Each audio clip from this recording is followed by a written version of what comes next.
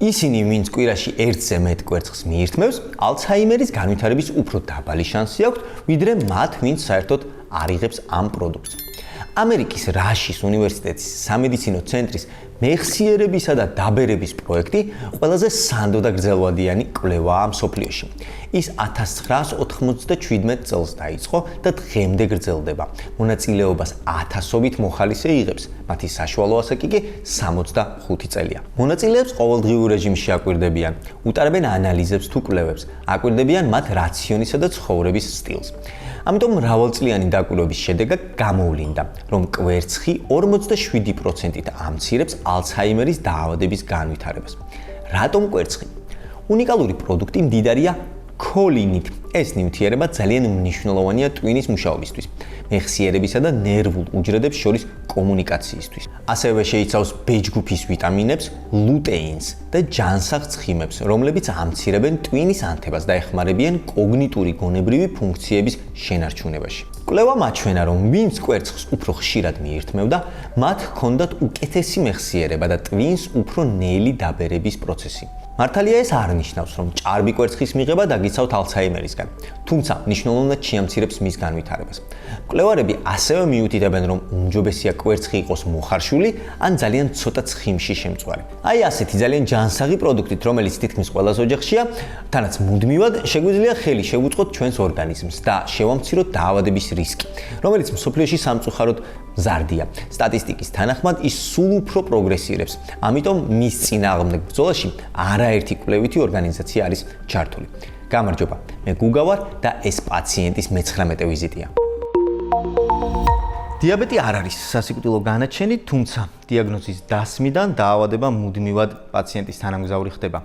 დიახ, საერთაშორისო სტატისტიკის მონაცემებით მსოფლიოში 599 მილიონი ადამიანი არის ამ დაავადების მატარებელი. ეს საკმაოდ მაღალი ციფრია, რაც იმას ნიშნავს, რომ პრაქტიკულად ყოველი მეხუთე ზრდასრული 20-დან 80 წლამდე არის ამ დაავადების მატარებელი. მიუხედავად თანამედროვე ტექნოლოგიებისა, თანამედროვე მეთოდებისა და მიდგომებისა, სპეციალისტები ვარაუდობენ, რომ 2050 წლისთვის აღნიშნული დაავადების რაოდენობა პაციენტების გასამაგდება, რაც კიდევ უფრო შემაშინებლად ჟღერს ჩვენთვის. ჩვენთან კი 2021 წლის სტატისტიკური მონაცემებით დიაბეტით დაავადებულ პაციენტთა რაოდენობა 190,000 აღემატება, რაც ჩვენნაირი პატარა ქვეყნისთვის ასევე ძალიან საგანგაშო ციფრებია.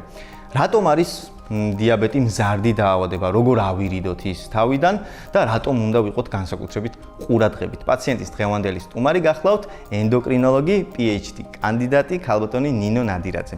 დიდი მადლობა სტუმრობისთვის, კიდევ ერთხელ მოგესალმებით. თემა საკმაოდ საჭირო როტო არის, მაგრამ დავიწყოთ მოდით ცოტა ზოგადად. მარტივ ენაზე რომ ავუხსნათ ტელემაყურებელს და მეც, რა არის დიაბეტი? პირველ რიგში ძალიან დიდი მადლობა მინდა გადაგიხადოთ მოწვევისთვის. და ჩვენი დღევანდელი შეხვედრა არის ძალიან სიმბოლური, ამას მინდა ხაზი გავუსვა, იმიტომ რომ ხვალ აღინიშნება დიაბეტის მსოფლიო დღე. 1991 წელს პირველად დაანონსდა ის დიაბეტის მსოფლიო ფედერაციის მიერ და ემსახურება დიაბეტის შესახებ ცნობადობის ამაღლებას, ასევე პაციენტის მხარდაჭერას, ვისაც რასაკვირველია აღინიშნება შაქრიანი დიაბეტი და ეს თარიღი შერჩეული არ იქნა შემთხვევით. 14 ნოემბერი არის კანადელი მეცნიერის ფრედერიკ ბანტინგის დაბადების დღე. ის მართლა ძალიან დიდი მეცნიერია ჩვენთვის, ენდოკრინოლოგებისთვის, რადგან 1922 წელს მან აღმოაჩინა ინსულინი და პირველად გამოიყენა დიაბეტიან პაციენტებში მათ სამკურნალოდ. ამაში რასაკვირველია, მან მიიღო ნობელის პრემია და იყო სულ რაღაც 32 წლის და დღესაც მედიცინაში ყველაზე ახალგაზრდა ნობელის ლაურეატი. მინდა გითხრათ. დიახ. რამდენი ხნის მერე? საოცარი დამთხევა არის მართლაც. დიახ. ეხლა რაც შეეხება თქვენს კითხვას, ხო, მოდით მარტივ ენაზე ავხსნათ, რა არის საერთოდ შაქრიანი დიაბეტი. შაქრიანი დიაბეტი ეს არის მდგომარეობა, როდესაც გლუკოზის მაჩვენებელი სისხლში არის მაღალი. ოღონდ ეს შეიძლება იყოს განპირობებული ორი ძირითადი მიზეზით. პირველი ეს არის ინსულინის აბსოლუტური დეფიციტით განპირობებული და მეორე შეიძლება ინსულინის სულაც ჭარბიც გქონდეს სისხლში, მაგრამ ამ შემთხვევაში ვამბობთ ხოლმე აი პაციენტებისთვის გასაგებ ენაზე, რომ ის მუშაობს არასწორად. მოდით ახლა ავხსნათ, რას ნიშნავს საერთოდ მუშაობს არასწორად, ხო? პირველ რიგში რა არის გლუკოზა? გლუკოზას ჩვენ ვიღებთ, თქვენ როგორ გქონიათ ბატონ გუგა, რა არის გლუკოზა? საიდან ვიღებთ მას? ალბათ საკვებიდან. რა საკვებია? ეს შეიძლება იყოს პური, მაკარონი, გვილეული და ასე შემდეგ და ჩვენთვის ორგანიზმისთვის ის არის ენერგიის წყარო. მე ძალიან ხშირად ვადარებ ხოლმე პაციენტებისთვის მარტივი რო იყოს, აი როგორც მანქანისთვის ბენზინი, ასევეა გლუკოზა ჩვენთვის, როგორც ენერგიის წყარო. მაგრამ ის რომ მე შევჭამე და გლუკოზა მივიღე, ეს იმას არ ნიშნავს, რომ ათვისება მოხდეს სრულად. მის ათვისებაში ჩვენ გვეხმარება უკვე ეგრეთ წოდებული ჰორმონი ინსულინი, ამის შესახებაც ძალიან ბევრმა იცის საზოგადოებაში, მაგრამ მე კიდევ უფრო დაწვრილებით ავხსნი. მისი გამომუშავება ხდება კუჭქვეშა ჯირკვალში, ეგრეთ წოდებულ პანკრეასში, ოღონდ მაშინვე როგორც კი პირის მოხდება საკვები. მაშინვე იწყებს ორგანიზმი რეაგირებას. და ინსულინი ემზადება იმისთვის, რომ მან გლუკოზა უნდა წაიღოს სისხლიდან უჯრედში. ანუ სისხლში ჩვენ გლუკოზა დიდი რაოდენობით საერთოდ არ გვჭირდება, პირიქით ის მავნია კიდეც და დიაბეტის გართულებები, რომელზეც მე მოგვიანებით ვისაუბრებ, ზუსტად ამით არის განპირობებული, რომ სისხლში რჩება გლუკოზა მაღალი, ჩვენ გვჭირდება გლუკოზა უჯრედში. და ამას აკეთებს ინსულინი. ეგრეთ წოდებული ტრანსპორტერის როლს. ესე ვთქვათ, მიიტანს ამ გლუკოზას უჯრედამდე, მაგრამ ნახეთ, მე იწყება უკვე მეორე ეტაპი. უჯრედმა უნდა იცნოს ინსულინი, გაუღოს ესე ძალიან ტრივიალურად უყვები ამ ყველაფერს, უნდა გაუღოს კარი და შეიტანოს ეს გლუკოზა შიგნით. მაგრამ საქმე რაშია, იცით, გარკვეულ პირობებში, მაგალითად, როდესაც ვისცერალური ცხიმი გროვდება, მუცლის ცხიმს ვეძახით ჩვენ ვისცერალურ ცხიმს სამედიცინო ენაზე, გროვდება მუცლის არეში ცხიმი, ეს უშლის ხელს ინსულინს იმუშაოს სწორად. შესაბამისად არ ხდება გლუკოზის შეტანა უჯრედში და ის გროვდება ისევ და ისევ სისხლში დროთა განმავლობაში. ოღონდ ეს უკვე სხვა ტიპის დიაბეტია. და აი ასე მივედით უკვე დიაბეტის ტიპებამდე. და შემდეგ თვითონ ჩემი ლოგიკურად ტიპები. კი ბატონო, ნამდვილად ახლა გეტყვით, გამოყოფენ დიაბეტის რამდენიმე ტიპს. ყველაზე გავრცელებული არის ტიპი 1, ტიპი 2 გესტაციური დიაბეტი, ახსნი თითოეულ მათგანს. ტიპი 1 დიაბეტი ეს არის ინსულინის აბსოლუტურ დეფიციტში განვითარებული დიაბეტი, რაც წეგან მახსენე და ძირითადად ეს არის აუტოიმუნური დაავადება, როდესაც საკუთარი იმუნური სისტემა ებრძვის იმ უჯრედებს, იმ ბეტა უჯრედებს პანკრეასში, სადაც ხდება ინსულინის სინთეზი და წარმოქმნა და დროთა განმავლობაში განადგურების შედეგად რასაკვირველია ორგანიზმს აღარ აქვს საშუალება წარმოქმნას ინსულინი და ვითარდება ინსულინის აბსოლუტური დეფიციტი. მეორე, ანუ ტიპი 2 შემთხვევაში რა ხდება, ის ზუსტად ის ვითარდება რა ინსულინ რეზისტენტობა, ანუ უჯრედი ვერ ცნობს საკუთარ ინსულინს, ინსულინი ვერ მუშაობს სრულფასოვნად და ამის პირობებშიც მიუხედავად იმისა, რომ მისი დონე სისხლში შესაძლებელია ნორმა კი არა ნორმაზე მაღალიც იყოს, პარალელურად გლუკოზაც მიდის მაღლა. ეს არის უკვე ტიპი 2 შაქრიანი დიაბეტი. მე კიდე აღნიშნე, რომ არის გესტაციური დიაბეტი, ეს არის დიაბეტი, რომელიც ემართებათ პირველად ორსულობის პერიოდში, ანუ მანამდე არ ყოფილა დადგენილი, დიახ, ამას ეწოდება გესტაციური დიაბეტი და არსებობს ასევე დიაბეტის სხვა სპეციფიკური ტიპები, შეიძლება იყოს მონოგენური დიაბეტი, პანკრეატიტის შედეგად გამოწვეული დიაბეტი, სხვადასხვა მედიკამენტების შედეგად გამოწვეული დიაბეტი, ამაზე აღარ შევჩერდები, იმიტომ რომ საკმაოდ მრავალფეროვანია ამ მხრივ, ძირითადად მაინც ის სამი ტიპია, რომელიც წეგან აღნიშნე. კი ბატონო. და ესე ვთქვათ, ზოგადი ექსკურსიის ბოლო ნაწილი არის, მაინც უხეშად უნდა ვისაუბროთ ამაზე, მაგრამ გამომწვევი მიზეზები, ძირითადი გამომწვევი მიზეზები გარდა გენეტიკისა თუ შეიძლება ეს ჩამოვთვალოთ. იცით როგორ არის ძირითადი გამომწვევი მიზეზი და სკრინინგით შესაბამისად ვის უნდა ჩაუტარდეს, ანუ ასეთ პაციენტებს ახლა ჩამოვთვლი, ეს არის ჭარბი წონა. უპირველეს ყოვლისა, ძალიან მარტივია ეს თითოეულ ჩვენთაგან შეგვიძლია სახლში განსაზღვროთ ჩვენი სხეულის მასის ინდექსი, ეს არის წონა შეფარდებული სიმაღლის კვადრატთან, მაგალითად თუ ადამიანის წონა არის 70 კილოგრამი და სიმაღლე 170 სანტიმეტრი, ანუ 70 უნდა გავყოთ 1.7 და კიდე 1.7 და მივიღებ სხეულის მასის ინდექსს. თუ სხეულის მასის ინდექსი ტოლია 25-ის ან აღემატება 25-ს, აქ უკვე იწყება ჭარბი წონის დიაპაზონი, შემდეგ უკვე სიმსუქნე პირველი ხარისხის, მეორე ხარისხის და მესამე ხარისხის. ხო, აი ციფრების მიხედვით ახლა ამაზე დაწვრილებით არ შევჩერდები. ეს არის ერთ-ერთი ყველაზე დიდი რისკის ფაქტორი. გარდა ამისა, პარალელურად თუ პირველი რიგის სანათესაოში, აი თქვენ წეგან ახსენეთ მემკვიდრული ფორმა, დიახ, მემკვიდრულია. თუ პირველი რიგის სანათესაოს აღენიშნება ასევე ტიპი 2 შაქრიანი დიაბეტი, ეს პაციენტები, ანუ ეს ადამიანები იმყოფებიან დიაბეტის განვითარების რისკის ქვეშ და მათ ესაჭიროებათ სკრინინგი. ასევე ძალიან გავრცელებულია სხვათა შორის პოლიცისტური საკვარცხის სინდრომი გოგონებშიც, ისინიც რისკის ქვეშ არიან და იმათაც ესაჭიროებათ სკრინინგი. ასევე ნახეთ პაციენტებს, ვისაც ადრე დადგენილი ჰქონდათ პრედიაბეტი. ხო, ანუ ჯერ კიდევ დიაბეტი არ იყო, მაგრამ ჰქონდათ დარღვევა გლუკოზის მაჩვენებლების, ანუ ისინიც რისკის ქვეშ არიან, რომ მათაც განუვითარდებათ დიაბეტი და ძირითადად სკრინინგი მიღებულია, რომ მსგავსი ტიპის პაციენტებში ჩატარდეს 35 წლიდან ზემოთ. გარდა ამისა, ასევე რისკის ქვეშ არიან პაციენტები, ესეც მინდა აღვნიშნო, რომლებიც იმყოფებიან სხვადასხვა მედიკამენტოზურ მკურნალობაზე ქრონიკულად, მაგალითად, როგორებიც აქვს გლუკოკორტიკოსტეროიდებით მკურნალობა, ასევე აირი ინფექციის მატარებლები, მათაც ქრონიკული მედიკამენტოზური მკურნალობა უტარდებათ. ეს შეიძლება იყოს ფსიქოტროპული პრეპარატებით. ანუ დიახ, რისკი იზრდება ამ შემთხვევაში დიაბეტის განვითარების. ამიტომ ეს ადამიანები ყოველთვის უნდა გადიოდნენ სკრინინგს. და ეხლა რო აღნიშნოთ სიმპტომატიკა, ну დაუშვათ ადამიანი საქართველოში მით უმეტეს სკრინინგის სამწუხაროდ არ არის პოპულარული ხალხში. რა სიმპტომატიკას უნდა დააკვირდნენ პირველ რიგში? დიახ, ეხლავე. პირველ რიგში რამე რომ გითხრათ, დიაბეტთან მიმართებაში სხვათა შორის საკმაოდ გათვითცნობიერებულია საზოგადოება და მე ეს მახარებს როგორც ენდოკრინოლოგს, იმიტომ რომ თვით სკრინინგს აწარმოებენ სახლის პირობებში.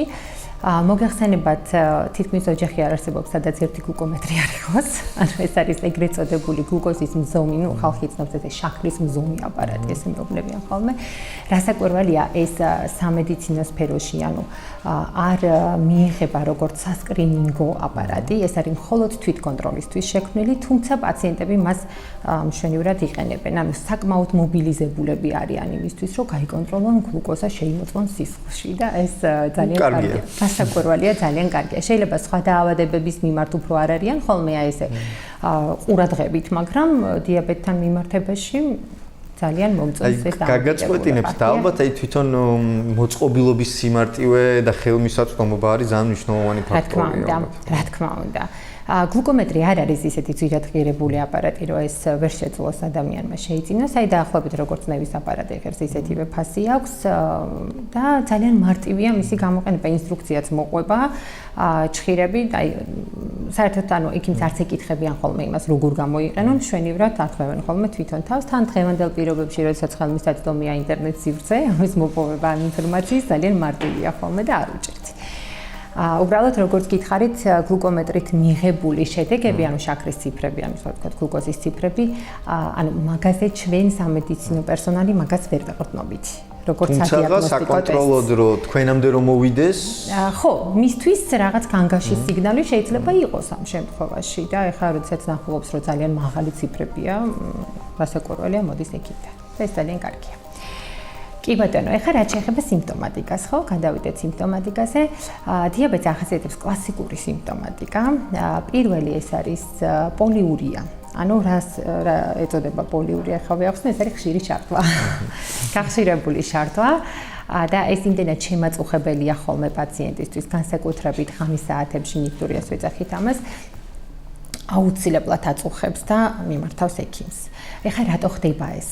ბარემ აუხსნი ხო, რატო არის ხშირი შარტვა? ძირითადად იმიტომ, რომ ორგანიზმი ცდილობს გათავისუფლდეს მაღალი გლუკოზისგან, მაღალი შაქრისგან და ამას აკეთებს თირკმლების საშუალებით.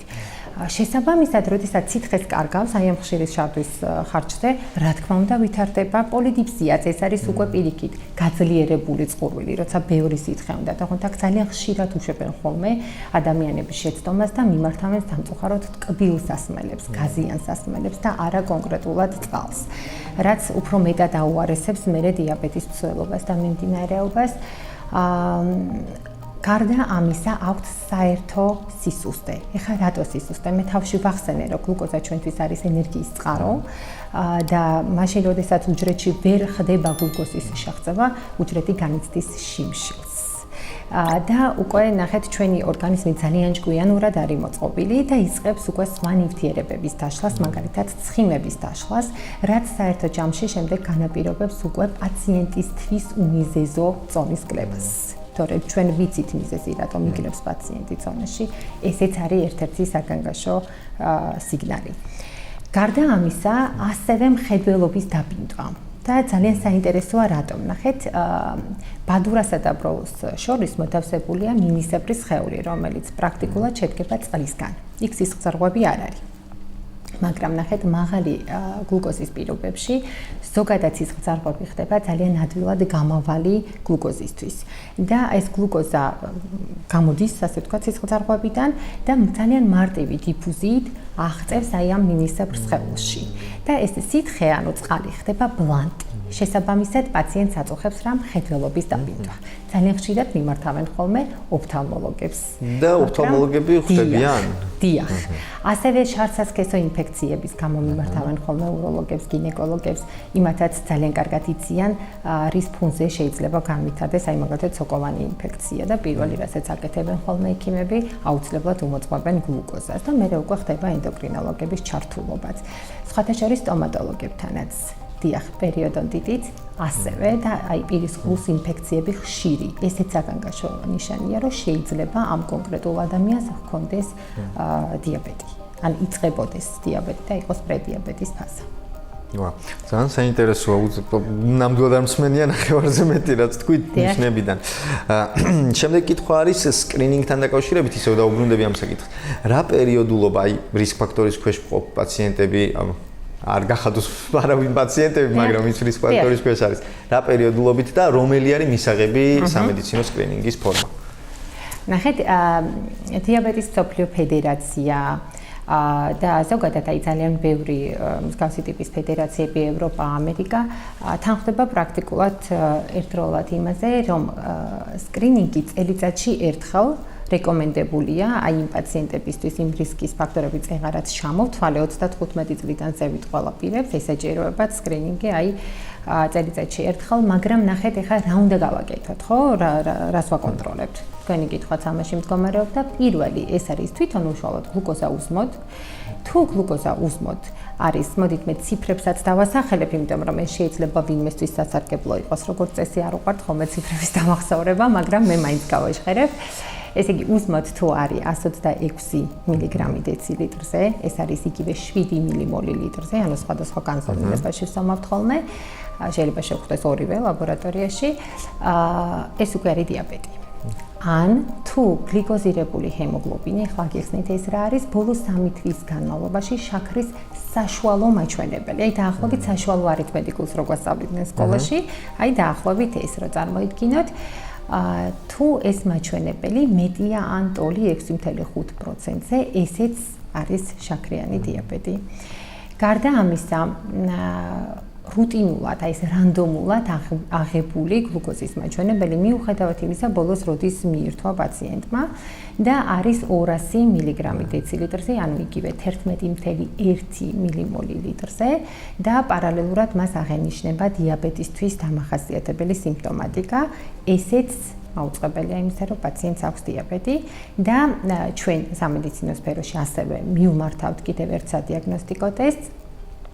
შეიძლება გაგიგიათ კიდეც, როდესაც ვასმევთ ხოლმე გლუკოზით გაჯერებულ ხსნარს. 75 გრამი გლუკოზა გამოიყენება ამისთვის, ამ 300 პაციენტი უსმოთ და იქიდან 2 საათში ვაკონტროლებთ გლუკოზის დონეს. თუ გლუკოზა ტოლიან აღემატება 200, აი ზუსტად იგივე მაჩვენებლები, რაც წეგან თქვი, ანუ იგივე 200 მგ დეცილიტრი ან 11.1 მმოლ-ლიტრზე, ამ შემთხვევაში ვსაუბრობთ, რომ პაციენტთან არის დიაბეტი. ანუ საკმაოდ მე ვიტყოდი მაინც ჩვენ რეალობაში უნდა აღვნიშნოთ, ხელმისაწვდომი არ არის ისეთი შემაჯიშინებელი. აბსოლუტურად ხელმისაწვდომია, დიახ. ხერხები. ინსულინი ახსენეთ, ხვალ არის დღე, რომელიც აღნიშნავს ამ დიდ მიღწევას და აგერ უკვე 100 წელს გადააბიჯა ამ პრეპარატმა. რატომ არ იცვლება? მოდით ასე ვიკითხავ. თუ შეიცვალა და არ ვიცით, ამის გარდა მიდგომები იგივე ინსულინ თერაპიას მკურნალობას გულისხმობ დიაბეტის. დიახ, როგორ არა, ნახეთ, ეხავე აგიხსნით. გამომდინარე იქიდან, რომელ ტიპთან გვაქვს საქმე დიაბეტის, მკურნალობა შესაბამისად ინიშნება. მე ვახსენე, რომ ტიპი 1 შაქრიანი დიაბეტი, ეს არის ინსულინის აბსოლუტური დეფიციტი, შესაბამისად პაციენტს ჭირდება ინსულინი, ხო, ლოგიკურია. ამიტომაც ჩვენ ვაწვდით მას ინსულინს. ინსულინების თაობინათაობაში შეიცვალა რასაკვირველია და ეხლა უკვე თანამედროვე ინსულინის ანალოგებს, ადამიანის ინსულინის ანალოგებს უწოდებენ იმას, რაც ეხლა გამოიყენება. და ჩვენს ქვეყანაში მადლობა ღმერთს არ აქვს ინსულინის პრობლემა და შესაბამისად ის აბსოლუტურად უფასოდ მიეწოდებათ ჩვენს პაციენტებს, როგორც ბავშვებს, დასრულებს აბსოლუტურად ყველას. ეს რაც შეეხება ინსულინს, მაგრამ აი თანამედროვე სტანდარტები კიდე მარტო მაგალითად შაქრიანი დიაბეტი ტიპი 2-ის შემთხვევაში ინსულინი რასაკურველია შესაძლებელია უკვე ბოლო სტადიებზე გამოყენებული იქნას, მაგრამ მანამდე მიმართავთ ხოლმე პერორალურ ჰიპოგლიკემიურ საშუალებებს, ანუ აპერს ეგრეთ წოდებულს და არა მხოლოდ შეიძლება იქ საინექციო საშუალებაც იყოს. რატომ არ გვჭირდება თავში ინსულინი? ინსულინი ისედაც ბევრი აქვს პაციენტს. მე ხო ვახსენე, იქ არის ინსულინ რეზისტენტობა მთავარი ამოცანა, რასაც უნდა ვიმუშაოთ. და სწორედ ამ მიმართულებით ინიშნება შესაფერისი მკურნალობა პაციენტთან. მე რასაკურველი აბების და ჩამოთვლით ახლა თქვენ არ დაგხლით ამ პერორალური საშუალებების, მაგრამ ნახეთ რა შეიცვალა ძირითადად და ეს მინდა რომ გავაჟღერო ხმამ ახლა მიდგომა დიაბეტის მკურნალობაში. ადრე იყო როგორი მიდგომა, იცით, აი წლების წინ ვიძახი, რომ აი გლუკოზა უნდა იყოს ნორმის ფარგლებში. ეს იყო ჩვენი მთავარი ამოცანა. დღეს უკვე არ არის მხოლოდ გლუკოზა ნორმის ფარგლებში, სულაც არ არის საკმარისი. აბსოლუტურად ფართომასშტაბური მიდგომაა დღეს და ის გართულებები, რაც ვითარდება დიაბეტის ფონზე, თანამედროვე პერორალურ საშუალებებს და არა მხოლოდ ხო საინექციოსაც მათ შორის უნდა ჰქონდეს სულ მცირე ნეიტრალური გავლენა აი ამ ორგანოებზე, რომელსაც აზიანებს დიაბეტი, უკეთეს შემთხვევაში კი პროტექციული, ანუ ასე ვთქვათ, დამცველობითი გავლენა აი ამ ორგანოებზე.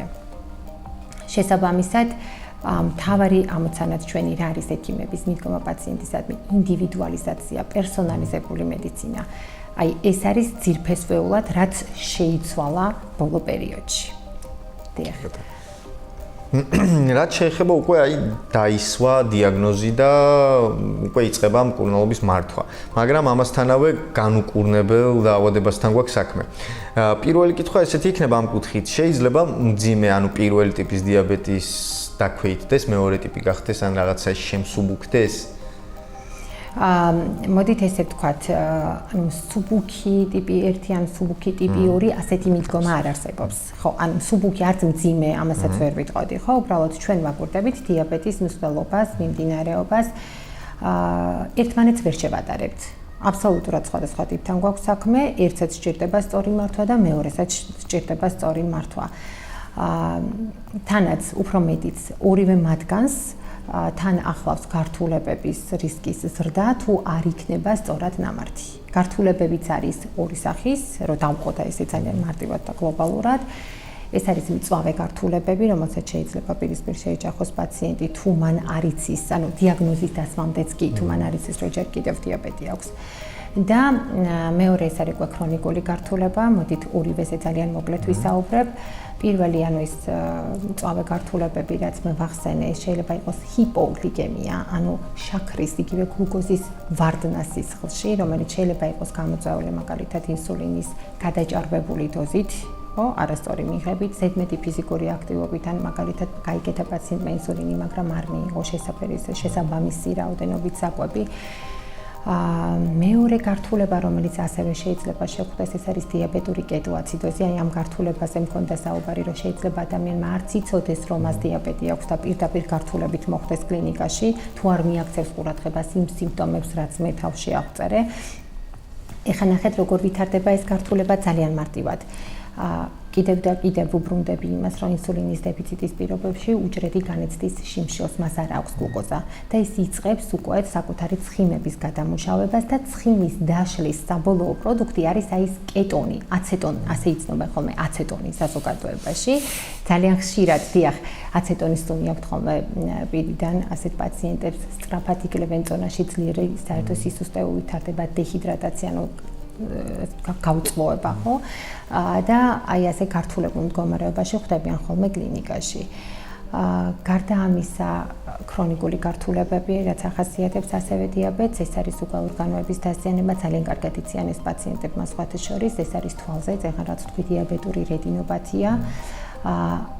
გართულებები თირკმლის მხრივ დიაბეტური ნეფროპათია, მექანიზმი პრაქტიკულად ერთი და იგივეა, სისხლძარღვების დაზიანება ხდება ორივე შემთხვევაში, დიაბეტური ნეიროპათია, ანუ ფეხებში, ესე ვთქვათ, ნერვული ბოჭკოების დაზიანება და შემდეგ ის დაბუჟება, წვა, ჭიანჭველების ცოცვის შეგრძნება, განსაკუთრებით ღამის საათებში აქვთ ხოლმე პარესთეზიებს ვეძახით ჩვენ ამას პაციენტებს. ეს უკვე უფრო ქრონიკული გართულებები, ანუ დროთა განმავლობაში რო ვითარდება ისეთი გართულებაა და ამის შესახებ პაციენტებს აუცილებლად უნდა მიეწოდოთ სრულფასოვანი და სწორი ინფორმაცია თუ რატომ სჭირდებათ მათ დიაბეტის მართვა სწორად. კი ბატონო და მნიშვნელობაც აი ამ თვითონ მართვის პროცესის ძალიან ბევრ სხვა დაავადებაში გვაქვს ეს საქართველოში ეს სიტუაცია და დიაბეტი ყველაზე მგრძნობიარე ალბათ ხო აი ამის მიმართ, იმიტომ რომ უნდა რაღაცა დიეტის გარდა თვითონ ცხოვრების სტილიც უნდა გასწორდეს, როცა დიაბეტი გაქვს, ხო? იმიტომ რომ აი ჭამა აუცილებლად დროზე უნდა მოხდეს, შესაბამისი დიეტა უნდა იყოს და აი ძალიან მნიშვნელოვანია. მაგრამ მე შემხედრია ადამიანები, რომლებიც ძალიან თავდაჯერებულები და აი უკვე ესე ვთქვათ შეეჩვიენ, უკვე დიდი ხანია ამ პროცესში არიან და თითქოს აღარც იმჩნევენ. და უკვე ყოველ შემთხვევაში მე დამრჩენია შთაბეჭდილება, რომ აი თითქოს ექიმს აღარც ესე ვთქვათ ეკონტაქტებიან და იმდენად უკვე იციან დოზირება. რამდენად მისაღებია ესეთი ყოფნა? ნახეთ, თუ პაციენტი არის ძალიან განსწავლული, ამ მიმართულებით მე ამას მხოლოდ მივესალმები, მაგრამ ის რომ ექიმთან არ გქონდეს არანაირი კონტაქტი, საერთოდ არანაირი, ეს არ არის სწორი. ექიმი იმისთვის არსებობს, რომ რაღაც კონკრეტულ სიტუაციებში მას მისცეს კონკრეტული რჩევა, დარიგება. გარდა ამისა, აი იმ გართულებების შესახებ, თუ ამის პრევენცია ჩვენ არ გავაკეთეთ პარალელურად გლუკოზის მოწესრიგებასთან ერთად, ამას პაციენტი თვითონ ვერ იზამს. ანუ როდის უნდა მივიდეს ოფთალმოლოგთან, როდის უნდა შეიმოწმოს დაუშვათ იგივე თირკმლის სტატუსი, რამდენ ხანში ერთხელ უნდა აკონტროლოს გლიკოზირებული ჰემოგლობინი. ამას თვითონ ვერ გააკეთებს და დასკვნას შესაბამისად თავისი ჯანმრთელობის შესახებ და დიაბეტის მსვლელობის შესახებ თვითონ ვერ იზამს. ამიტომ ექიმთან მჭიდრო ურთიერთობა ძალიან მნიშვნელოვანია. კი ბატონო. ესეთი კითხვა არის არის ხოლმე ჭრილობები დიაბეტით დაავადებულებს უფრო რაღაცა უფრო რთულად, უფრო მძიმედ და რამდენად უნდა ყურადღება მიექციან ამ საკითხს. ანუ ვისაც დიაბეტი აქვს, უნდა ეცადოს, რომ არ დაიზიანოს თავი მაქსიმალურად. იცით რა, ზოგადად ადამიანი ყველა უნდა ეცადოს ამას, ხო, რა თქმა უნდა. მაგრამ დიახ, ასეთი ტენდენცია არსებობს და სხვათა შორის ესეც სიმპტომატიკად შეიძლება ჩაითვალოს. თუ ხედავს ადამიანი, რომ ჭრილობა რაღაცა ისე სწრაფად არ უხორცდება, როგორც ადრე იყო, დაფიქრდეს ხო არა რის შემთხვევით მაღალი შაქრის ბრალი, მაღალი გლუკოზის ბრალი და აუცილებლად იქაც სკრინინგი უნდა ჩატარდეს გლუკოზაზე. ესეც მშვენიერი სიმპტომია, ეხლა თქვენაც ახსენეთ. ერთი მაგას რასაც დავამატებ გუგა თქვენის ნებართვით. ძალიან ხშირად ვაფრთხილებთ ხოლმე პაციენტებს, ვისაც აქვს დიაბეტური ნეიროპათია, იმიტომ რომ მათ მგრძნობელობა იმდენად შეცვლილი აქვთ ფეხებში.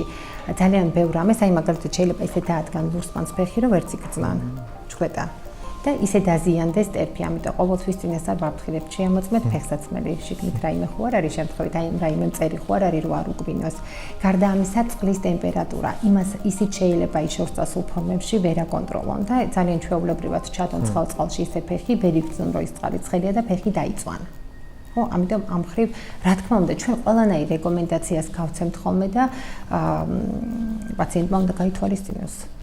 მოდით ახლა დაუბრუნდეთ იმას თუ როგორ უნდა ავერიდოთ, ესე ვთქვათ, დიაბეტს თავი. აი რისკ ჯგუფები, ну, სკრინინგი გასაგებია, მაგრამ ახლა ცხოვრების წესი, მათაც უნდა შეცვალონ, ხო, რეალურად, იმიტომ რომ პრე თუ არ არის, რისკი თუ არის, უკვე რაღაცა არასწორად მიდის. რა თქმა უნდა, პირველი მე რაც ვახსენე თუ გახსოვთ, ეს არის ჭარბი წონა. ხო, რასაც უნდა ვებრძოლოთ, ეს არის ჭარბი წონა. ამას უნდა ვებრძოლოთ სწორი კვებით, ამას უნდა ვებრძოლოთ ფიზიკური აქტივობით, სამწუხაროდ გენეტიკურ ფაქტორებს ჩვენ ვერ შევცვლით, მაგრამ ფენოტიპი შეგვიძლია შევცვალოთ. სხვათა შორის მეცაც გეტყვით, მეც მემკვიდრეობაში ჩემთანაც დიაბეტია, მაგრამ მე ვიცი როგორ უნდა გავაკეთო ისე რომ მე არ დამემართოს დიაბეტი, სიამოვნებით გავუზიარებ ამას და ვუზიარებ კიდეც დიახ ჩემს პაციენტებსაც. სწორედ ასე წონის კონტროლი როგორც გითხარით და ზომიერად ფიზიკური აქტივობა. კი ბატონო. ძილის როლი დიაბეტის მიმართებაში თუ ზოგადად რა თქმა მათ შორის რასაკვირველია დიაბეტთან მიმართებაშიც. რასაკვირველია დიახ. ეხლა რომ ვისაუბროთ დიეტაზე, ну პირველი რა თქმა უნდა რაც ლოგიკურია შაქრის შემცირება, მაგრამ ну თუ ეს აკრძალვა არის ბოლომდე. ეხლავე გეტყვით, ნახეთ, მაგ მიმართულებითაც ტენდენციები შეიცვალა. ადრე პრაქტიკულად მე ძალიან კარგად მახსოვს პაციენტებს აშიმშილებდნენ კიდეც რაღაცა გარკვეული პერიოდი სამწუხაროდ იყო ასე, მაგრამ მედიცინა როცა ვითარდება, შეიძლება მომავალში კიდევ უფრო მეტი რომ შეიცვალოს და იმედი მაქვს რომ ესეც იქნება. უკეთესობისკენ რასაკვირველია. დიახ. ნახეთ, პაციენტებს ჩვენ ვეუბნებით, რომ უნდა ვიკვებოთ სწორად. მე ხო არა მაქვს ამ ეტაპზე დიაბეტი, მაგრამ ვეუბნები, მეც ვცდილობ ვიკვებო სწორად, იგივეს რჩევას გაძლევთ თქვენს აბსოლუტურად. და არა რამე კონკრეტულს, ასე ვთქვათ, ბრჭყალებში არ ვჩაგრავთ პაციენტს იმის გამო, რომ მას დიაბეტი აქვს. მაგრამ ნახეთ, სწორი კვება თავის მხრივ გულისხმობს იმას, რომ ტკბილი საკვები ჩვენ არ უნდა მივიღოთ. ეს არ არის სწორი კვება. ხო? ისევე როგორც ნაჯერი ცხიმების მიღება მაგალითად, ისევე როგორც ტრანსცხიმების მიღება მაგალითად. რასაკვირველია, ეხლა ჩვენ თუ ამას არ გავითვალისწინებთ, ამას ვეღარც დავარქმევთ სწორ კვებას და რისკები დიაბეტის განვითარების გაიზრდება აუცილებლად. ძირითადად ძალიან მარტივად ვუდგებით ხოლმე კვებას აქაც, რომ წარმოიდგინოთ ახლა ეს ერთი თებშის პრინციპი, არ ვიცი აქამდე გქონიათ ინფორმაცია ამის შესახებ და თებში პირობითად გავყოთ ორ ნაწილად, ხო? ნახევარზე ვალაგებთ ბოსტნეულს სრულად, მეორე ნახევარსაც ვყოფთ შუაზე, 1/4 ნაწილში ვალაგებთ ბურღულეულს, მარცვლეულს და მეორე ნაწილში ეს იქნება ხორციან თევზი, ანუ ცილა. ანუ ეს არის პრაქტიკულად სწორი კვების პრინციპი მარტივ ენაზე. და აქვე აუცილებლად უნდა ავუშინოთ ცხარეც და მჟავეც ალბათ, ხო? იმიტომ რომ შაქრის შემცველობა ნატრიუმის, ანუ მოდით ესე მარილის შემცველი საკვები რასაკვირველია მავნია, ხო? ყველაფერი ზომიერად. ზომიერება მთავარი სირთულე და მთავარი გასაგებია. აბსოლუტურად ეთანხმებით, იმიტომაც არის თქვენ რო აღნიშნეთ, რომ დიაბეტის მასშტაბებიც იზრდება. Ну, პრინციპში ვისაუბრეთ უკვე პროდუქტებზე, რომლებიც მისაღებია, ასე ვთქვათ, და მიუღებელი. მაგრამ თუ არის რაიმე ისეთი პროდუქტი, რომელიც ძალიან კარგია დიაბეტიანებისთვის, რომელიც ეხმარება, რომელიც მხარს უჭერს, ასე ვთქვათ. არა, ესე ვერ ვიტყოდი პირდაპირ რომ ეხმარება, მაგრამ ცილის შემცველი პროდუქტები არის ძალიან კარგი ძირითადად და ბოსტნეული. ანუ ეს ორი პროდუქტი არის, რომელიც კარგია ყველა შემთხვევაში, ყველა დაავადების პრევენციისთვის და მათ შორის არის დიაბეტიც. ეხლა რომ გადავიდეთ და რამოდენიმე სიტყვით ბავშვებზე ვისაუბროთ, გენეტიკური ფონი დაძდევს ამ დაავადებას და სამწუხაროდ ბავშვებშიც შეიძლება გამოვლინდეს. თუ ეს გამოვლენა უფრო ასაკში ხდება, როცა ჩვენ ვეხმარებით. ნახეთ, აი ტიპი 1 შაქრიანი დიაბეტი, რომელიც აღნიშნე რომ არის თითქოს აუტოიმუნური გენეზის, აი ეს დიაბეტი გვხდება უმეტესწილად ბავშვებში. ადრე იყო ესეთი ტენდენცია, ეხლა ცოტა შეიცვალა და შეიძლება მოზრდილებში შევხვდეთ მსგავსი ტიპის დიაბეტს, მაგრამ მაინც ძირითადად ვხვდებით ბავშვებში ამას. ამაში დამნაშავე არავინ არის. არავინ არ იცის, რატო ვითარდება ეს აუტოიმუნური პროცესი ორგანიზმში. თუმცა მეორე, რაც მინდა რომ ასევე აღვნიშნო, აი ეს ტიპი ინსულინ რეზისტენტობა, მოდით ესე დავარქვათ, ინსულინ რეზისტენტობა შეიძლება შევხვდეთ ამ პრობლემას ბავშვებშიც და ძირითადად ეს არის ჭარბი-წონით გამოწვეული და აქ ძალიან ხშირად ვადანაშაულობ ხოლმე ბებიების ინსტიტუტს, იმედი არ მიწყენენ. რომ აი ძალით რო აჭმევენ, რომ აი ბავშვი მშიერი არ დარჩეს. ყოველთვის ვეწინააღმდეგები ამ მიმართულებას, თუ ბავშვს არ უნდა ძალით არ აჭამოთ. ხო, იმიტომ რომ ის მშიერი დარჩება. ნუ ღელავთ, მშობლებო, ის მშიერი არ დარჩება. ნამდვილად არ დარჩება. სამაგიეროდ არ დაიგროვებს იმ ჭარბ-წონას, ვისცერალურ ცხიმს, რომელიც მერე შეუქმნის მის ჯანმრთელობას პრობლემებს და არა მხოლოდ დიაბეტის კუთხით და არა მხოლოდ ინსულინ რეზისტენტობის კუთხით. და თუ შეიძლება ერთ სიახლესაც ვისარგებლებ შემთხვევით და ვიტყვი ტიპი 1 დიაბეტის შემთხვევაში, ტიპი 1 დიაბეტს ან აუტოიმუნურს კიდევ ერთხელ გავუსვამ ხაზს, ახასიათებს ეს სტადიურობა. პირველი სტადია, ესე ვთქვათ, პირობითი არასაკურველია, პირველი სტადია ეს არის, როდესაც აუტოანტისხეულები არსებობს ორგანიზმში, მაგრამ ჯერ კიდევ გლუკოზის დონე არის იდეალური ნორმა. მეორე სტადია, აუტოანტისხეულები გვაქვს და ნელ-ნელა უკვე გლუკოზის დონე აღარ არის ნორმა და არის დაახლოებით ესე პრედიაბეტის დიაპაზონში და მესამე სტადია, როცა უკვე არის მანიფესტაცია დაავადების, ანუ შაქარი, ეგრეთ წოდებული გლუკოზა უფრო სწორად მიღების მაღლა და ანტისხეულებიც რასაკვირველია ნარჩუნდება მაღალ დიაპაზონში.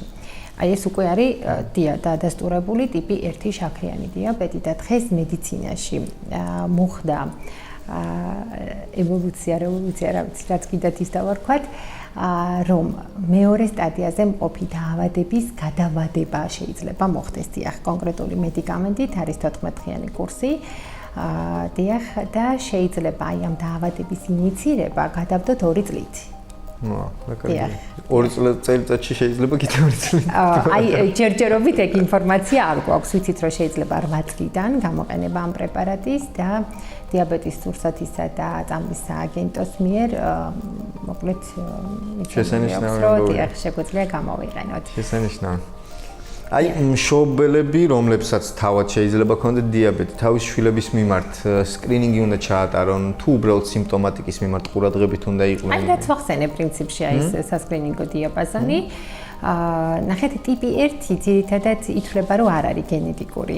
უფრო აი მიდრეკილება ინსულინ რეზისტენტობისადმი არის გენეტიკური და ეს უფრო აი ასაკში ვითარდება ხოლმე და როგორც კი ჭარბი ზონა გროვდება, ეს უკვე ნიშანია იმისა, რომ ვიფიქროთ სკრინინგზეც და სკრინინგზე უფრო მეტად მე ვიტყოდი ვიფიქროთ ზონის კლებაზე. კი, აი ისედაც და ასედაც ალბათ. დიახ. არანაირი რისკ ფაქტორი შეიძლება არ ქონდეს ბავშვს, მაგრამ უყვარს ძალიან ბევრი ტკბილი. ეს საგანგაშოა, საყურადღებოა. საყურადღებოა ნამდვილად, იმიტომ რომ ადრე თუ გვიან, ნახეთ, ტკბილის მიღება პირისყულში, აი მე თავში რო ვახსენე თუ გახსოვთ, ეგრევე განაპირობებს ჭარბი რაოდენობით ინსულინის გამოყოფას. თუ ეს ხდება რუტინულად, მუდმივად, ესე იგი წარმოიდგინეთ, რამდენი ინსულინი გროვდება სისხლში, ეს არის ჰიპერინსულინემია, ნუ გამოდის რომ კუჭქვეშა ჯირკვალს ჩვენ იმაზე მეტად ვამუშავებთ, ანუ რესურსს ვაცლით. რო შევადაროთ მანქანის ნებისმიერ ნაწილს, რომელსაც იმაზე მეტად აუმშავებთ, რაც მას ეს შეუძლია, ხო, როგორც შეუძლია, ადრე თუ გვიან. ხო, იტყვის, რომ მორჩა, მეტი აღარ, ხო? რესურსი როცა ამოეწურება, იგივეა პანკრეასის შემთხვევაში. ამიტომ რასაკვირველია ეს არ არის სწორი და აუცილებლად მშობელმა უნდა მისცეს მას მიმართულება, რომ ბევრი ტკბილის მიღება მავნია. მარტივად რო ვთქვათ. კიდევ ერთი უმნიშვნელოვანესი ნაწილი ჩვენ ჯანმრთელობის და მედიცინის ზოგადად არის ფსიქოლოგია, რომელიც დარწმუნებული ვარ ამ კუთხითაც გარკვეულ როლს თამაშობს. რამდენად მნიშვნელოვანი არის ის მკურნალობის პროცესში? მე ვიტყოდი, რამდენად არა ზე მნიშვნელოვანი, ძალიან მნიშვნელოვანი. ეხლა წარმოიდგინეთ, როდესაც ადამიანს ეუბნებით, რომ მას აქვს დაავადება, რომელიც არის მისი ცხოვრების თამდევი, ხო? ქრონიკული დაავადება. ეს არ არის, რომ აი დაუშვათ რაღაცა ვირუსი შემეყარა, გამომჯამრთელდი და ყველაფერი წარსულს ჩავაბარე. არა. იცვლება ადამიანის დამოკიდებულება ზოგადად საკუთარი თავის მიმართ. რომ რატომ მაინც და მაინც მას, ანუ რატომ მაინც და მაინც მე, რა დავაშავე ასეთი რომ მე და აქვთ ძალიან ხშირად დიაგნოზის მიუღებლობა, ანუ არ იღებენ ამ დიაგნოზს აბსოლუტურად, უარყოფენ რომ მათ აქვთ დიაბეტი. მე ძალიან ბევრი პაციენტი მყოლია ასეთი და ძალიან დიდხანს დამჭირვებია მუშაობა მათთან ამ მიმართულებით. ნახეთ, უნდა შეიცვალოს ცხოვრების წესი, ხო? უნდა მიიღოს საზოგადოებამ უკვე დიაბეტით და ძალიან ხშირად განსაკუთრებით ბავშვებში და იმ მოზარდებში, გარდატეხის პერიოდში ეს ძალიან მოქმედებს მათ ფსიქოლოგიურ და ფსიქიურ მდგომარეობაზე. წარმოიდგინეთ, დღეში მრავალჯერადად ინსულინის ინექციები უნდა იკეთოს მან. და როდესაც აი ელემენტარული ავიღოთ, ხო, აი სადღაც მიდიან ერთად, აი მთელი ჯგუფი მაგალითად მიდის სადღაც ერთად ექსკურსია, კაფე, საჭმელად. და წარმოიდგინეთ, თავიდან ძირითადად ესე იქცევიან ხოლმე.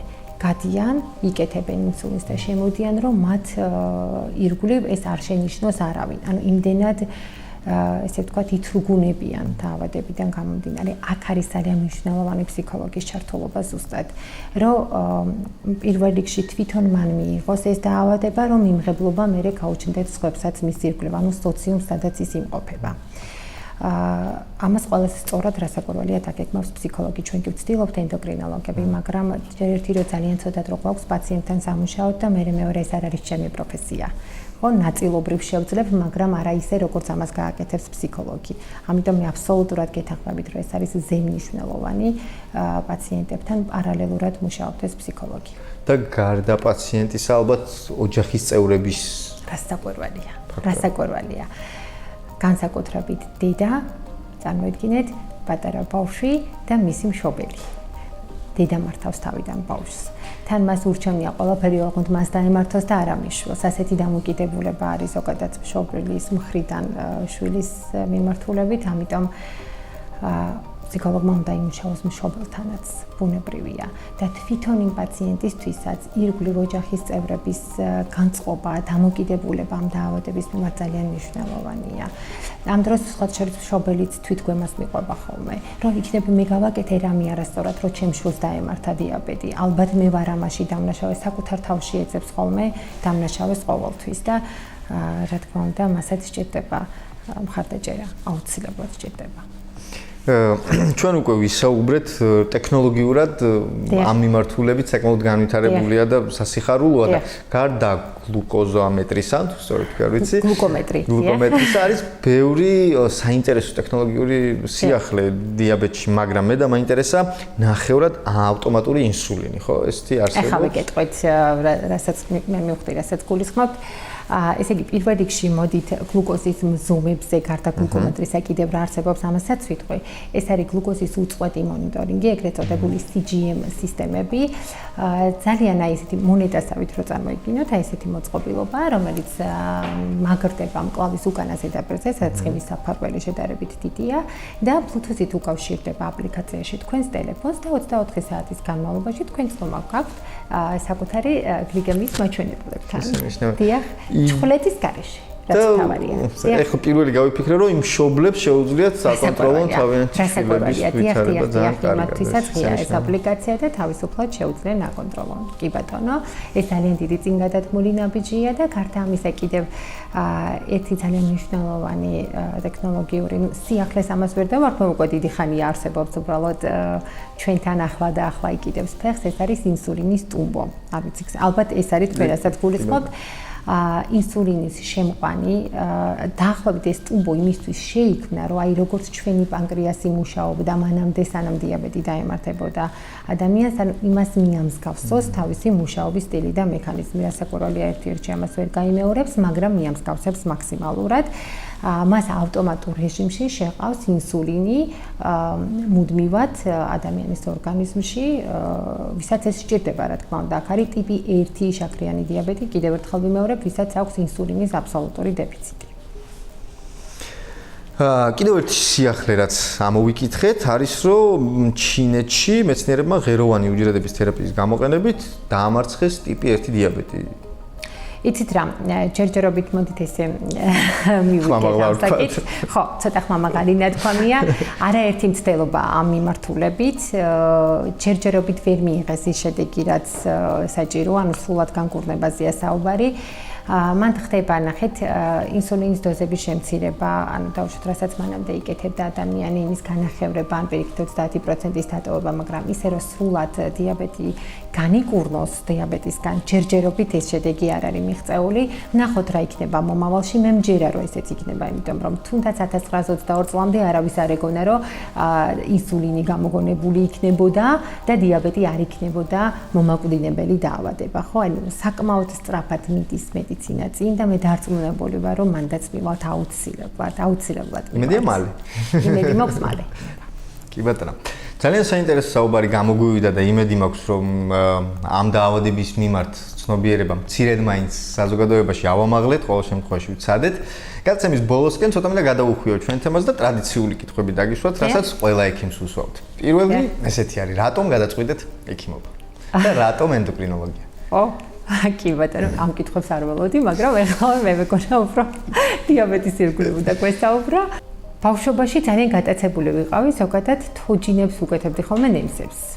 დიახ, და აი რაღაცა ჩემი მოწყობილობები მქონდა თავისი ფონენდოსკოპით. იცით რა, ჩვენს ბავშვობაში ეს იშვიათი იყო და იმიტომაც ყვები ეხლა ყველგან ყველაფერი იყიდება, მაშინ ესე არ იყო და მიგზავნიდნენ საზღვარგარეთიდან იმდენად მინდოდა. სულ ექიმის როლში ვიყავი ხოლმე. მე ცოტა რომ წამოვიზარდე, სხვათა შორის ძალიან მომინდა იურისტობაც. დიახ. ამას ხელი შეუწყო იმანაც, რომ სკოლაში ძალიან კარგი მასწავლებელი მასწავლიდა სამართალს და ძალიან მომინდა რომ გამხდარიყავი იურისტი, მაგრამ ბოლოს ისე აღმოჩნდა რომ მაინც მედიცინამ მძლია, ის ბავშვობის ოცნება რაც იყო. გენეტიკური იყო ალბათ. შესაძლებელია, რომ ყველაფერი გენეტიკურია, მაგრამ ჩემს ირგვლივ სხვათა შორის ექიმი არავინ არ არის, მარტო მე ვარ ხიახ სანათესაოში, ესე გამოვიდა. და ენდოკრინოლოგობა იმიტომ რომ ჰორმონები რაც იყო ჩემთვის ანუ საკმაოდ რთული მექანიზმები აქვს და ეს სირთულეები მე ძალიან მიზიდავს ხოლმე ცხოვრებაში და ალბათ ეს იყო გადაწყვეტილება რომ მივიღე ენდოკრინოლოგების სასარგებლოდ. შესანიშნავია. და ბოლო კითხვა ჩვენი ვიზიტების როგორი პაციენტი ბრძანდებით? როგორი პაციენტი ვბრძანდები? მოდით ესე ვიტყოდი, თუ მე ექიმი ამიხსნის, თუმცა მეც იგივე ვცდილობ ხოლმე ჩემს პაციენტთან, თუ მე ამიხსნის, რატომ ჭირდება მკურნალობა კონკრეტულად, ანუ არაფერს არ გავაკეთებ ისე, თუ არ მექნება სრული ინფორმაცია იმ კონკრეტული დაავადების და მდგომარეობის შესახებ. და მეტყვის, რომ ეს წამალი რატომ უნდა დავლიო, დავლევ. მაგრამ თუ ამას არ ამიხსნის, შეიძლება არ დავლიო. დანარჩენი თქვენ გადაწყვეტეთ, როგორი პაციენტი ვარ. გასაგებია. კიდევ ერთხელ ქალბატონინა, დიდი მადლობა სტუმრობისთვის. მე ამით ჩვენს მაყურებელს დავემშვიდობები. ძალიან საინტერესო გამოვიდა ჩვენი საუბარი, კიდევ ერთხელ აღნიშნავ და გისურვებთ ნაკლებ პაციენტს, რომ მეტი ჯანმრთელი ადამიანი ყოლოს ქვეყანაში. დიდი მადლობა. ბოლო პერიოდში სოციალურ ქსელებში არაერთ პოსტს შეხვდებოდით, სადაც განხილვის საგანი კანის პარაზიტული დაავადება მუნია. შემთხვევა თბილისის რამდენიმე სკოლაში დაფიქსირდა. ამ ეტაპზე სასწავლო პროცესი არ შეჩერებულა. მშობლებს არჩევანის უფლება მისცეს თავად თუ აქვთ სურვილი არ გაუშვან ბავშვის სკოლაში. საჭიროა თუ არა მსგავსი ზომების მიღება, ან როგორ უნდა დავიცვათ ბავშვი დაავადებისგან. მუნის შესახებ ამომწურავ ინფორმაციას დერმატოლოგ-ვენეროლოგი ნათია თოდუა აგვიხსნის.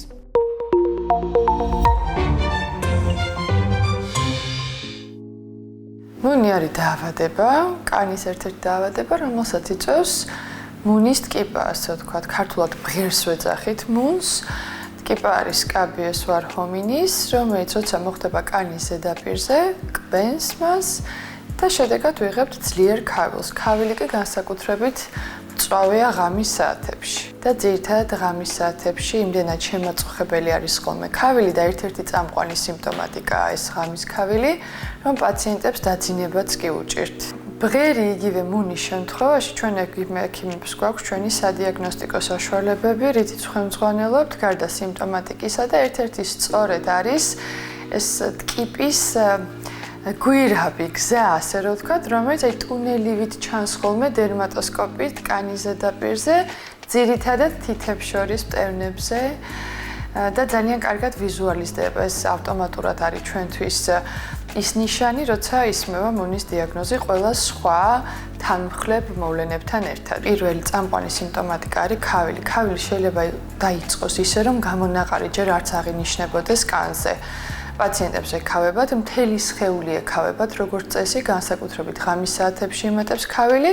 შემდეგ უკვე ხდება კანის დაზიანება ქავანა ელემენტების გაჩენით. წერტილოვანი წარმონაქმნებია, ზოგჯერ შეიძლება პაწაწუნა წყულებივით იყოს, იმიტომ რომ კლინიკური სურათი ყოველთვის ერთნაირი არ არის და ვარირებს, თუმცა ქავილი, ღამის ქავილი, ძლიერი ქავილი, რომელიც არ ყუჩდება ანტიჰისტამინის ფონზე და ყველას როცა იწყება ქავილი, ძირითადად ალერგიის წამლებს იღებენ.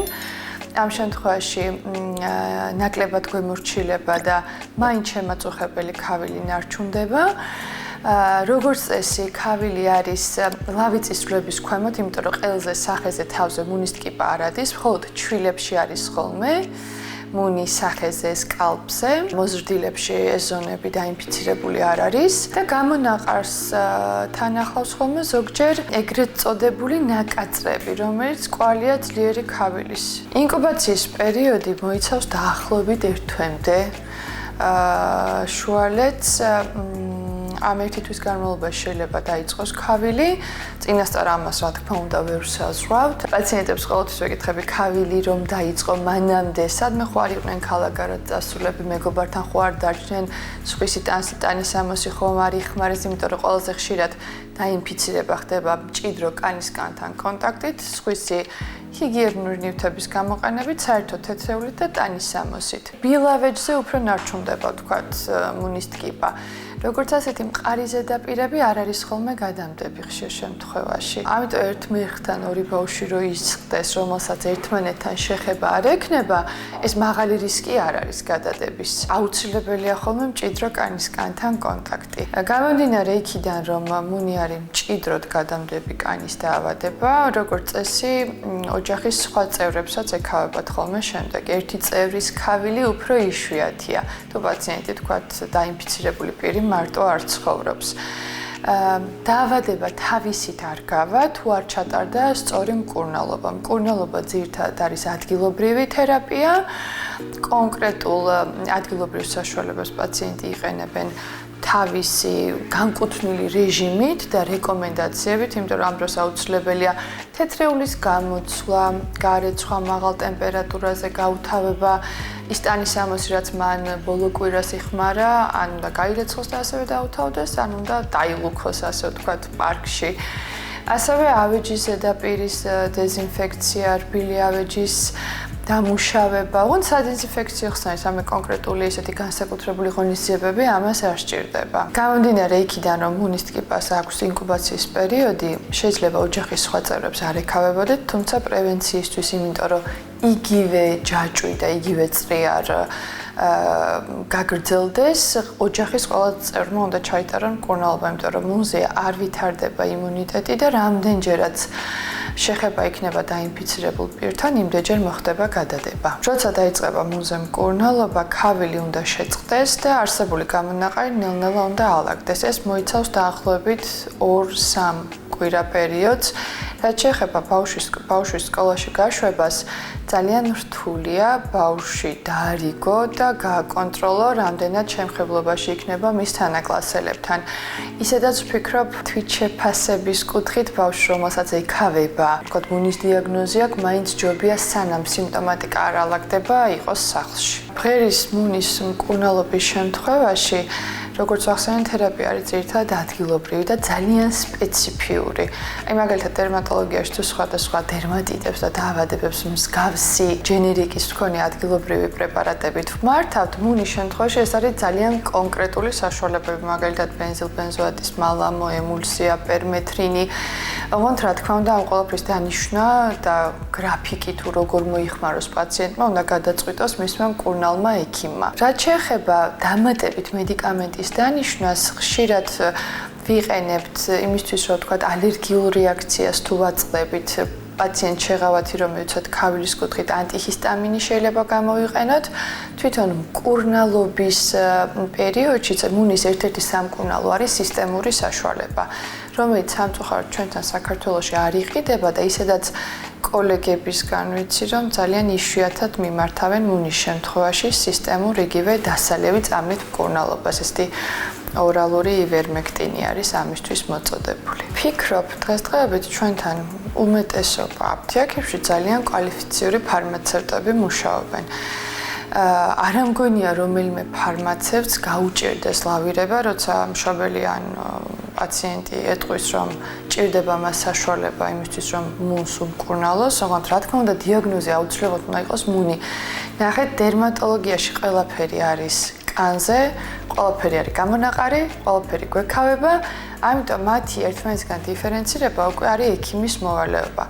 თუმცა ფარმაცევტის რჩევით, თუ კი მუნის დიაგნოზი არის დადასტურებული, კონკრეტული საშუალებების გამოყენება პაციენტს შეუძლია, რა თქმა უნდა, ანოტაციის სრული დაცვით, მაგრამ ხშირ შემთხვევაში თუ გვაქვს მშრალი ტიპის კანი, ან კანი, რომელიც მარტივად ღიზიანდება, სენსიტიური. თერაპიის დროს შეიძლება განვითარდეს ალერგიული კონტაქტური დერმატიტი, რომელიც გულისხმობს სამკურნალო საშუალებების მიერ კანის ზედაპირის გაღიზიანებას. ამიტომ ყოველთვის მაინც ჯობია იქნება ეს სამკურნალო საშუალება თანხლებით თერაპია თუ დიაგნოსტირება ექიმის მეთვალყურეობის ქვეშ მოხდეს. ჩემი რჩევა მაგკუთხით იქნება, რომ მყარი ზედაპირები დამუშავდეს სადეზინფექციო ხსნარით, თქვათ, რასაც ჩვეულებრივად ვაკეთებთ ხოლმე ისედაც და როგორც ვიცი, სკოლებშიც პერიოდულად კეთდება. ეს არ მოითხოვს რაღაც განსაკუთრებულ ღონისძიებას ან განსაკუთრებული გუნდის მუშაობას ამ კუთხით. ამიტომ ძალიან მარტივად მართვადი და ჩასატარებელი ეტაპებია და რა თქმა უნდა ბავშვებს და მშობლებს, რომლებიც შეამჩნევენ, რომ მათ აქვთ ქავილი და ეს ქავილი, ასე ვთქვათ, არ ყუჩდება, მიმართონ ექიმს და ვთქვათ, მუნის დიაგნოზის შემთხვევაში მკურნალობა ჩაიტანონ სახლში და მოერიდონ სხვა პირებთან მჭიდრო კონტაქტს. მუნის ტკიპის გადამტანი არ არიან ცხოველები. ცხოველიდან ადამიანზე და ადამიანიდან ცხოველზე არ გადადის. ადრე მიიჩნეოდა, რომ ეს იყო ყოველთვის არაჰიგიენურ პირობებთან კავშირში, თუმცა დღესდღეობით ეს ასე არ არის. ყველა სოციალურ ფენაში შეიძლება, ვთქვათ, მუნი დაფიქსირდეს. მე შემიძლია თამამად აღვნიშნოთ, ჩემი დერმატოლოგიური პრაქტიკა რამდენ წელსაც მოიცავს, მუნი ყოველთვის იყო. არ არის ეს ის პერიოდი, რომ მე ჩემი პირადი გამოცდილებით, რა თქმა უნდა, ვთქვა, რომ ხა პრევალენტობა მაღალია და ვთქვათ, თუნდაც 4-5 თვის წინ არ ყოფილა. ასევე ვესაუბრე კოლეგებსაც, მათთანაც მსგავსი შემთხვევა არის, ჩვენ დერმატოლოგებს მუნი არ გაგვკვირვებია. ეს შეიძლება საზოგადოებისთვის ძალიან ახალია, იმიტომ რომ ყველა თვლის, რომ ეს დაავადება გადაშენდა, ასე რომ ვთქვათ, და აღარ არსებობს, თუმცა ჩვენთვის ეს ასე არ არის. ამას ვაწყდებით ყოველდღიურ პრაქტიკაში, თუმცა იმას ვერ ვიტყვით, რომ წამყვანი დიაგნოსტირებული დაავადება, მაგრამ პანიკის მიზეზი მაინც მგონია, რომ არ გვაქვს.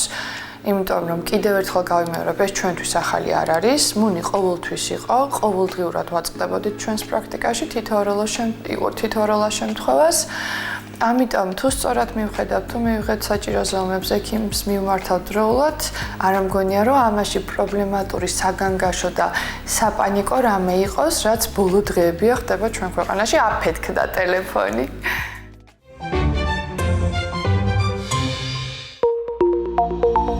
ალბათ გქონიათ შემთხვევა, რომ კოღოები მხოლოდ თქვენ გკბენენ და თქვენს გარშემო არავის. ასეთ დროს იტყვიან ხოლმე გემრიელი სისხლი გაქვსო. აღმოჩნდა, რომ სისხლის ჯგუფზეც ყოფილა დამოკიდებული ეს ფაქტორი და ამ ფაქტორს სამეცნიერო ახსნაც ჰქონია. პირველი სუნი და ცხიმების, ანუ ქიმიური ნივთიერებების შემცველობა. აღმოჩნდა, რომ ადამიანებს ვის კანზეც აქვთ უფრო მაღალი დონე ისეთ ნივთიერებებს, როგორიც არის კარბოქსილიანი მჟავები, მეტად იზიდავენ კოღოებს. იმავე კვლევებით დადგინდა, რომ მხოლოდ ერთი ნივთიერებით საქმე არ შემოიფარგლება. სხვადასხვა ქიმიურ ნაერთების კომბინაციებით განსხვავდება სუნი, რომლებიც რა თქმა უნდა კოღოებს იზიდავს. კანის ბაქტერიების მრავალფეროვნება და კანის ტიპი თამაშობს მნიშვნელოვან როლს. მაგალითად, ნაკლები ბაქტერიული მრავალფეროვნება უფრო პრიორიტეტულია კოღოებისთვის. ნახშირ დიოქსიდის, ანუ CO2-ის გამოყოფა და სხეულის ტემპერატურა.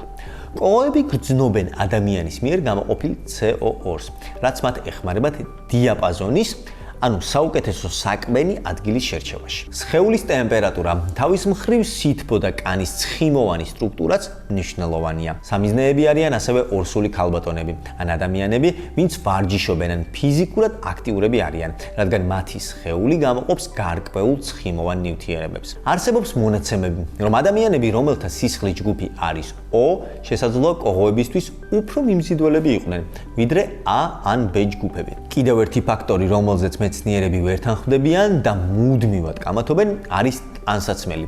კოღოები უპირატესად არჩევენ მუქ ფერს ტანსაცმელზე, როგორც ვიზუალური ნიშანი. არის მარტივი მეთოდი, რომელიც შემაწუხებელი ქავილისგან დაგეხმარებათ. კოღოს ნერწყვის საშუალებით შეჰყავს ცილები თქვენს ორგანიზმში, რაც იწვევს სიცითლეს, შეშუპებას და გამაღიზიანებელ ქავილს. თუმცა ეს ცილები მგრძნობიარეა სითბოს მიმართ. თქვენ მხოლოდ ლითონის კოუზი გჭირდებათ, რომელიც დაახლოებით 30 წამის განმავლობაში გააჩერეთ ცხელი წყლის ქვეშ. შემდეგ კი ნაზად დააჭირეთ ნაკბენზე რამდენიმე წამის განმავლობაში.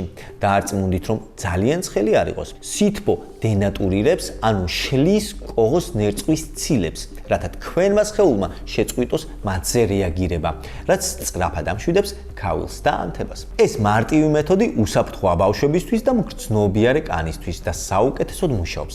შესაძლოა უკვე კოღოები არ გკმენენ, მაგრამ დაიმახსოვრეთ და ზაფხულში გამოიყენეთ. ან გამოიწერეთ ჩვენი გვერდი, რათა გაიგოთ ასეთი და კიდევ მრავალი სხვა საინტერესო რამ სამედიცინო სამყაროდან. ჩვენთან იპოვით რეკომენდაციებს, რომელიც დაზუსტებულია და სანდოა. იყავით ჯანმრთელები.